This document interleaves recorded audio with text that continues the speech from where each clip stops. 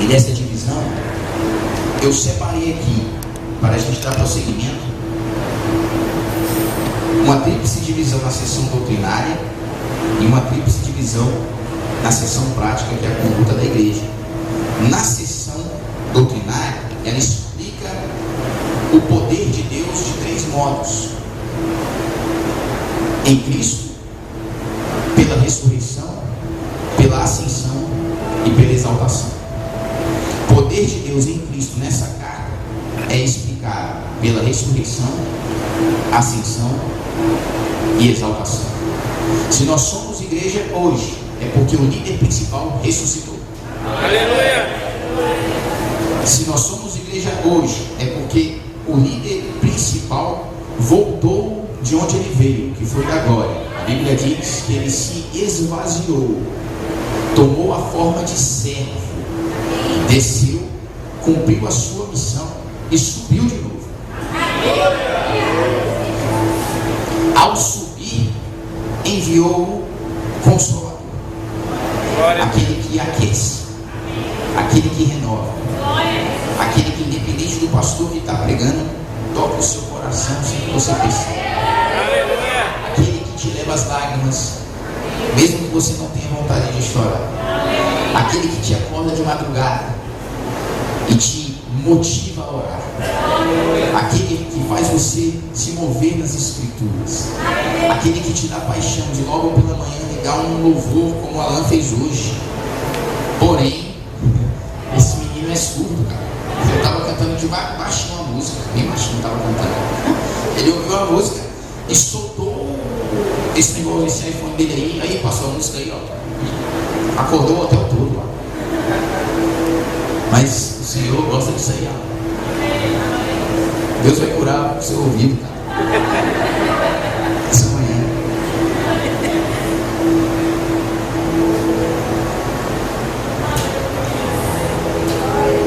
Pela ressurreição, pela ascensão e pela exaltação.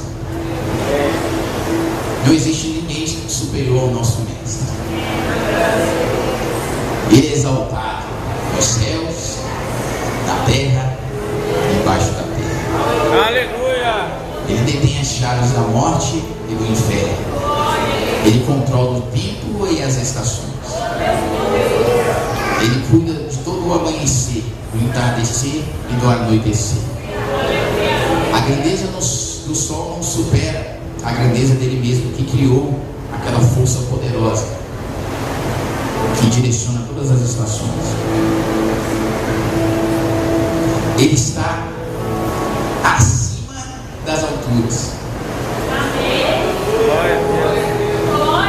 Quando eu disse ontem que Deus, que a palavra benefício tem a ideia de uma mão estendida de cima para baixo, a ideia é essa mesmo. Deus está o tempo todo com sua mão estendida para nós, porque Deus não precisa olhar para o alto,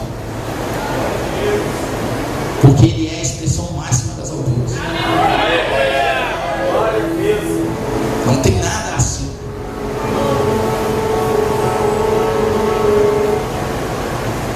É por isso que nós, como igreja, temos o maior benefício. É por isso que a Bíblia diz assim: Deus amou o mundo de tal maneira que estendeu a sua mão para nos abençoar com o seu Filho, o seu Filho unigênito, para que todo aquele que nele crê não pereça, mas tenha a vida eterna. Ou seja, perecer é da terra, vida eterna é das alturas. Estão entendendo, gente? É assim que funciona. E são essas coisas que a gente precisa saber para na nossa geração fazer a diferença. Então,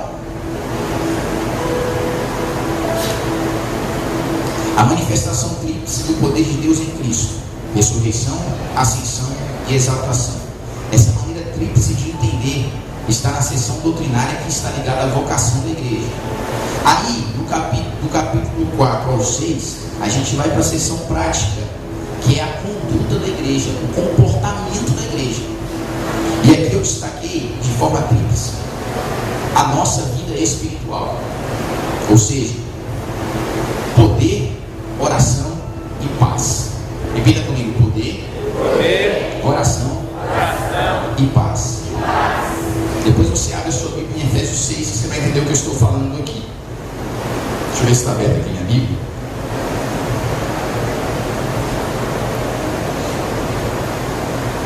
Aqui, ó. Efésios 6, 10 diz assim: quanto ao mais, sede fortalecidos no Senhor e na força do teu poder, revestidos de toda a armadura de Deus, para poderes ficar firmes contra as ciladas do diabo, porque a nossa luta não é contra carne e sangue, sim contra os principados e potestades, contra os dominadores deste mundo tenebroso, contra as forças espirituais do mal nas regiões celestes. Portanto, tomai toda a armadura de Deus, para que possais resistir no dia mal, depois de teres vencido tudo, permanecer inabaláveis. Aleluia! Então, é poder, é oração e é paz. Pastor Juninho, então a carta se explica dessa forma assim. Porém, nós lemos um texto que foi exatamente o capítulo 2. O capítulo 2 está ligado à seção doutrinária, que é a vocação da igreja. Ou seja, doutrina significa ensino. Se alguém me ensina, é porque eu preciso saber alguma coisa para fazer a diferença. Aleluia! E se o pastor vem para a igreja para abrir as escrituras e te ensinar, ele tem um objetivo: te encher aqui, para que lá fora você se esvazie diante das pessoas. Ou seja, evangelho não é para se desenvolver no Facebook, porque o Facebook é uma ferramenta que nos distancia. O Facebook nunca foi uma ferramenta de aproximação, porque a aproximação, pastor Coriolano, é contato. A aproximação é olhar nos olhos. A aproximação é deixar uma palavra elogiosa para você e te abençoar. Aleluia! Facebook é uma ferramenta muito mentirosa, porque eu pego lá, boto a foto da minha família rindo na praia e estou todo lascado de ter que pagar a conta. Facebook tem um monte de careta, uma tá rindo, uma tá chorando, mãozinha batendo palma. O que mais que tem, gente? Ah, ninguém sabe agora. As revelações chegando do céu. Escute, pastor Juninho tem Facebook. Inclusive meu Facebook é Juninho Sena. Pode me adicionar que eu te ajudo lá, porque você quer aumentar meus amigos lá. Tem pouco ainda. Porém no meu Facebook você não vai ver eu criticando mensagem de outro pastor. Você não vai ver eu perdendo meu tempo comentando coisas que falaram da minha igreja. Você não vai ver, porque essa ferramenta distancia, não aproxima. Agora, por que você tem, pastor Juliano? Porque você tem. Porque a igreja tem. E eu não posso me desligar do todo, porque lá pode ser um ponto de influência. Porém, não é o Facebook que dirige a minha vida. Hoje em dia as pessoas vão para o banheiro e passam o dobro do tempo, porque levam o celular.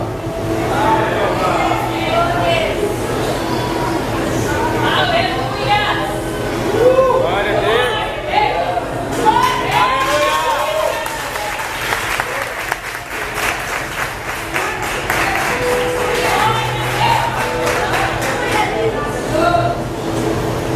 A igreja é bom por causa disso, apanha e gosta, né? Engraçado.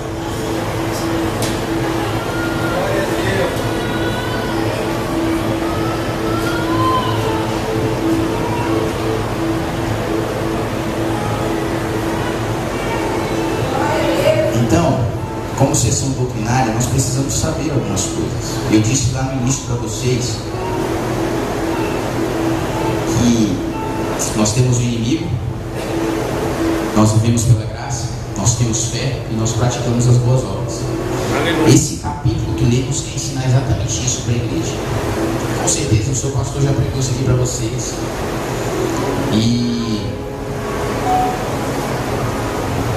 esta é uma igreja, como as outras da Filadélfia, que abre a porta para a doutrina, ou seja, para o ensino. É verdade. Porém, eu estou aqui não para trazer uma palavra nova, e sim para reforçar o que é ensinado. Aleluia. Pastor Juninho, por quê? Porque lá fora as pessoas precisam saber exatamente disso, gente. Da essência do Evangelho. Lá fora as pessoas estão cansadas de viver isso que eu falei para vocês agora. Eu penso que esse dedo das pessoas aqui vão ficar tudo musculoso, de tanto que sobe a tela. E aí estão vazias, estão sem norte, idealizam a vida na vida dos outros. A pessoa vai para um restaurante e senta à mesa, comida, abraça todo mundo assim, faz aquele sorriso. Vai, gente, sorri. A pessoa tira a foto aqui, posta. E aí, postou aí, postei. Aí vem pra cá, cara. Postou aí mesmo? Postei. Tira outra, não ficou legal não. Aí lá vai de novo. E aí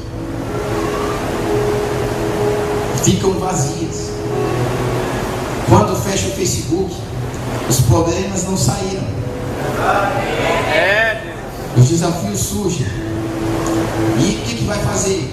Não tem força para continuar, porque o Facebook domina, as redes sociais dominam, o celular domina.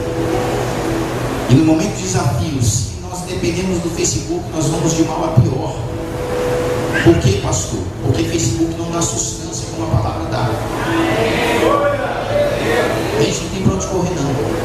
Nesses tempos do fim, para ser uma geração que faz a diferença, é a palavra de Deus, é Bíblia Sagrada. Se você não quer, vá em paz, meu amigo. Que o Senhor te abençoe. Vá em paz, minha amiga. Que o Senhor te abençoe. Mas nós, como igreja, não podemos ficar aqui nos enganando não, gente. Não tem como mais.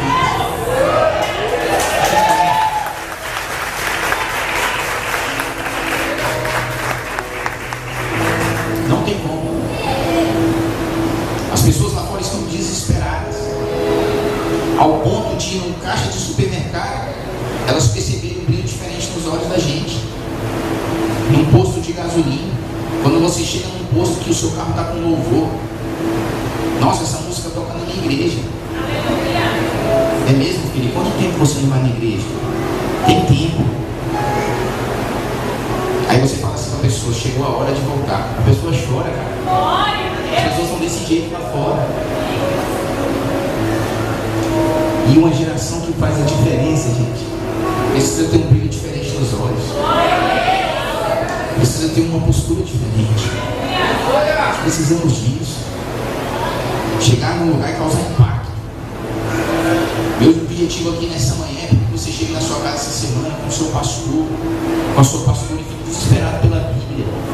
Agora em dezembro, dia 9, do dia 8 ao dia 11, nós vamos para a terceira vez ler a Bíblia Sagrada da igreja em 72 horas. Entra quinta às 18 horas e sai domingo às 18 horas. 36 grupos, todo mundo lê na Bíblia. Enquanto tu desesperado na igreja, onde é que eu passava, onde é que não sei o que, aí reúne os grupos. Aí tira a foto e põe no Face, assim eu deixo. Aleluia. A gente precisa fazer a diferença, gente. Mas sem a palavra de Deus não tem como. Vocês me suportam mais alguns minutos? Então vamos lá. Segundo esse texto que você leu comigo, Efésios 2, ele nos deu vida estando nós mortos nos nossos delitos e pecados. 3 opositores prejudicam o homem: o mundo, Satanás e a inclinação da nossa carne. Repita comigo: o mundo, Satanás e a inclinação da nossa carne. Inclinação da carne, mundo, Satanás. Satanás. Inclinação da carne. Mundo. Só vocês. Muito bem, vocês são muito inteligentes. Vamos aplaudir vocês mesmos?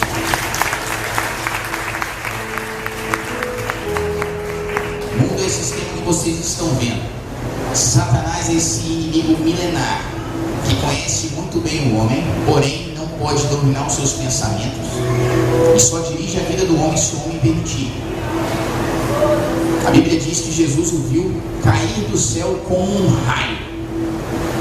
Nós falamos isso aqui ontem. De lá ele foi expulso como o homem foi expulso do jardim, porque diante da glória não se aproxima soberba, engano e mentira. Essas coisas Deus abomina e elimina. E as inclinações da carne são os desafios diários que nós passamos, envolvendo tentações e envolvendo a nossa velha natureza, herdada em Adão por conta dessa desobediência. É essa velha natureza que insiste em nos levar ao Facebook e nos distanciar da palavra de Deus. É essa velha natureza que passa a maior parte do tempo diante das redes sociais e distante das Escrituras. Escute, gente, eu sou pastor, que eu tenho essa ferramenta, o Facebook, tenho o WhatsApp, passo mensagem, recebo mensagem. Porém, isso não pode dominar a minha vida. Isso não pode dominar a sua vida. E a fraqueza que nós temos diante das Escrituras está evidenciada na força que temos nas redes sociais. Se você direcionar o seu tempo de redes sociais para as Escrituras, você vai ver como a sua vida espiritual vai mudar. Amém.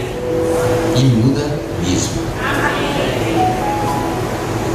E aqui nós vamos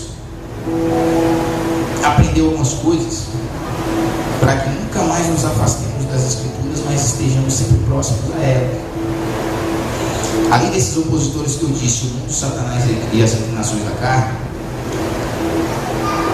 o homem, quando eu digo o homem, é a raça humana, o ser humano. Ele é morto, vazio, carnal e condenado. Repita comigo: morto, vazio, carnal e condenado. O homem é isso aí. Essa é a realidade do homem. A Bíblia está dizendo que nós estávamos mortos nos nossos delitos e pecados. Então o homem que não entrega a vida a Cristo é um homem morto. Vive fisicamente, como vocês estão nos vendo aqui, mas morto espiritualmente. Não tem vida de Deus dentro de si. Morto. O homem é vazio. Ou seja, quando Cristo subiu às alturas, ele enviou o Consolador. Quem é o Consolador? Espírito Santo. Onde ele mora? Em nós. Onde? Dentro de nós. Gostei de quem falou coração. Quem falou coração? Que pastor é? Sabedoria é diferente. No coração. Sobretudo que se deve guardar, guarda o teu coração, porque dele procede as saídas da vida. Coração guardado é um coração cheio do Espírito Santo. Quando ele liga o lanço d'arco, ele vê o Espírito, não tem como entrar. A maldade que está dentro, se pensar em sair, o Espírito alerta: não faça isso. E a gente se guarda e não faz o mal para o irmão e nem para nós mesmos. Então, o Espírito Santo guardar. E aí, se o Espírito guarda, entende-se que não há espaço para outra coisa. Se não há espaço para outra coisa, não somos vazios, e sim cheios do Espírito. Então, voltando ao que eu estava dizendo, além dos opositores, o homem é morto, como eu disse, vazio, ou seja, sem o Espírito, carnal, ou seja, faz aquilo que o ventre manda, que o seu desejo manda.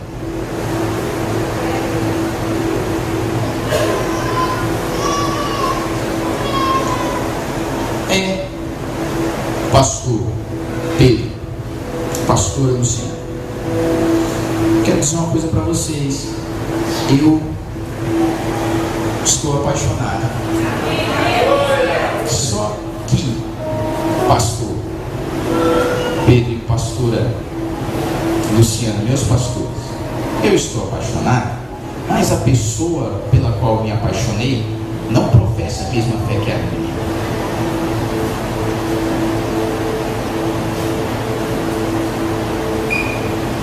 A Bíblia diz que não é bacana que eu me envolva, mas como eu sou carnal e não vejo problema nenhum, porque no Face todo mundo faz isso, eu vou fazer também. Então, pastor, obrigado por você cuidou de mim, obrigado, pastor, mas eu me apaixonei. E aí, vamos embora. Escute, um dia volta. Nós não queríamos que fosse para receber tantas feridas que recebe lá fora. Quem tem essas práticas são pessoas carnais. O carnal não compreende as escrituras e não obedece. Morto, vazio,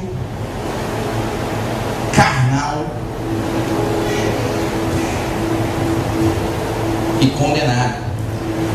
Como assim, pastor, condenado? Sem um compromisso real com Cristo Jesus como Senhor e Salvador, o homem já nasce condenado, porque a raça pecou em Adão. Todos pecaram, a Bíblia diz, e carecem da glória de Deus. Como é que essa glória retorna, pastor Juninho? Entendendo o sacrifício. O sangue foi derramado, o véu do santuário se rasgou de alto a baixo, a aproximação aconteceu.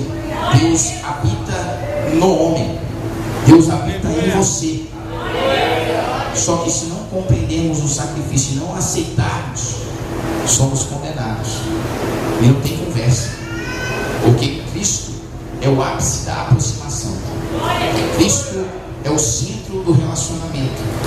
Cristo é aquele que nos une. É como se houvesse um grande abismo. Aqui, os condenados, e aqui, Deus. É como se Cristo fizesse assim: jogasse a cruz, e todo mundo passasse daqui para cá. Porém, para passar, eu tenho que conhecer. Ninguém atravessa uma ponte sem analisar. Duvido você sair aqui do... Qual é a cidade do interior aqui, pastor Coriolano, que pode ter que ter uma ponte? Onde? Monte Santo. Vai para Monte Santo e eu duvido. Tu tem 7 meses que tu não vai para Monte Santo. Tá aqui, Paraíso Tocantins. Vou para Monte Santo. Chegou na ponte lá. Tu olha e diz: rapaz, deixa eu dar uma olhada. Logicamente, se não for aqui, eu estou falando dessas pontes, desses desafios que vocês têm por aqui, que é aquelas de madeira, bem que tu passa, igual aquela que você passou com o Eurípides lá, que ele desceu e deixou o seu sol. Eu duvido se você não vai descer para dar uma analisada. Tomar conhecimento. Nós vamos falar isso aqui na frente, sobre a fé. Quantos tem fé aí? Vamos ver aqui daqui a pouco, você tem medo. Você vai tomar conhecimento. Então, desceu a cruz, eu conheço, porque Jesus falou o seguinte: tome a sua cruz e siga-me. Para eu tomar a minha, eu preciso conhecer a dele, e a dele é regada de sofrimento e dor. Nessa geração ninguém quer sofrer e sentir dor. Todo mundo quer o Jesus bom. E entenda, a Bíblia diz que Jesus é bom não pelo que ele faz por nós, e sim pelo que ele fez. Porque se eu peço um carro e Deus não me dá, Deus é ruim. Se eu peço um carro e ele me dá, ele é bom. Está errado. Bondade de Deus não está ligada ao que ele nos dá. Bondade de Deus está ligada ao que ele fez por nós. Quando a Bíblia diz que Jesus é bom, é porque ele morreu por mim e por você. O ensinamento das Escrituras é esse. Jesus não é bom, pastor, porque vai te dar um forro no piso. Jesus é bom porque morreu por você. Você entendendo que ele morreu por você, vem um forro no piso. Porque você não se liga ao que ele vai te dar, você se liga ao que ele te deu. Ele te deu a salvação.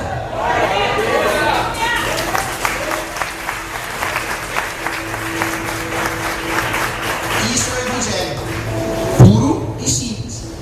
É simples assim, gente. Só que hoje a geração está retorcendo o entendimento. Então Jesus é bom, então vem, receba a sua chave da sua casa, receba o seu carro.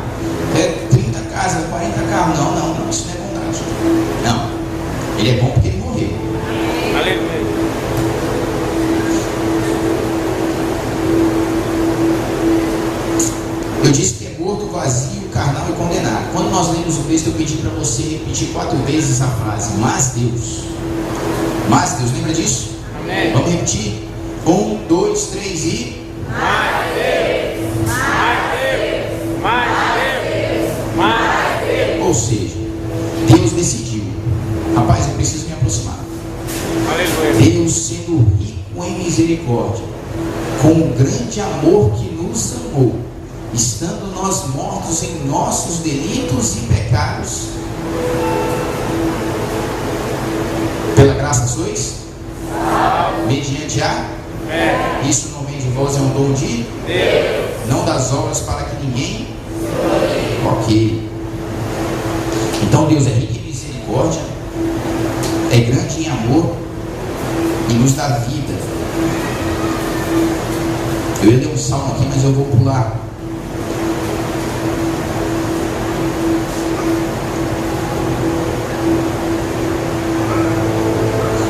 Quando a gente fala que Deus é rico em misericórdia, é que Ele ofereceu aos homens a salvação. Quando Ele é grande em amor, Jesus é a própria demonstração do seu amor. Você quer entender de amor, entenda de Jesus. Quando diz que Ele nos dá vida, é que a vida é a própria essência de Cristo. E quando diz que nos ressuscitou, está ligado à ressurreição de Cristo. É como se Deus comunicasse a mim e a você: assim como eu fiz com meu filho, eu vou fazer com todos vocês. Amém. Porém, a ressurreição que vocês terão é porque Ele ressuscitou. Ou seja, ninguém vai ressuscitar para fazer o que Cristo fez por nós. A nossa ressurreição depende da ressurreição dele, porque a ressurreição dele foi para a redenção, porque Cristo é a própria vida. Nós temos esse desafio chamado morte, que ele passou, mas não foi superior a ele. Hoje é um desafio que nos constrange. Nós não conseguimos chegar no velório e explicar aquela situação. Não temos palavra para consolar a família. Se não for o Espírito, não tem como. Nós não fomos preparados para aquele momento. Veio como uma punição por causa do pecado do homem. Agora, quando fala que nos ressuscitou, a ideia aqui é ressuscitar para uma vida dedicada a Deus. Aleluia. E aí é que pega lá fora, porque ninguém quer se dedicar mais a Deus. Eu me dedico a Deus só se eu passar no concurso ou ficar bem financeiramente e ter estabilidade. Aí eu vou me dedicar. Lá fora a geração está pensando assim. Por que nós pensamos o universo? Porque Deus é dono de todas as coisas. Ele pode fazer você prosperar em uma manhã, querido. Em uma manhã. Porque a prosperidade que Deus oferece não é a prosperidade que nós estamos vendo lá fora. A prosperidade bíblica não está ligada ao que estão pregando lá fora. Não tem nada a ver, gente. Prosperidade bíblica significa o seguinte: escute isso: ir bem em todas as áreas. Amém. Prosperidade na Bíblia Sagrada significa isso: ir bem em todas as áreas. Aleluia. O que adianta eu chegar aqui com um carro para vocês e estar com a minha família toda arrebentada? Isso não é prosperidade, mano. Não tem nada a ver uma coisa com a outra, gente.